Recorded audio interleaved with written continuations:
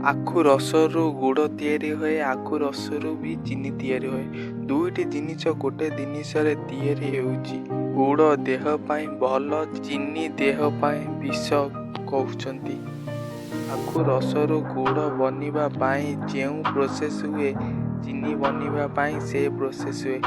चीनी को कौन करा दिया जाए जे से विष हो जाए। आज किछि भल कथा जानिबा, बाकी किछि कम पड़ी जाए तमे कमेंट माध्यम जणे पाइबे।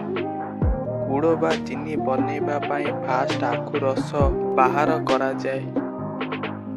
आखु रस को गरम करा जाए, तापरे ताकू ठंडा करा दिया जाए। से हुए गुड़, जहा देह पाई बहुत भल। आखुर गरम रस को आहुरी गरम करा जाए, ताकू क्लिस्टर फॉर्म रे करा जाए।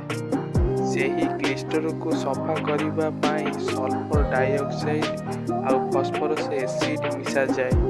ताहा द्वारा आखु रस रे जो विटामिन आ मिनरल्स थाए से शेष हो जाए और से क्लिस्टर रे ग्लूकोज बची थाए।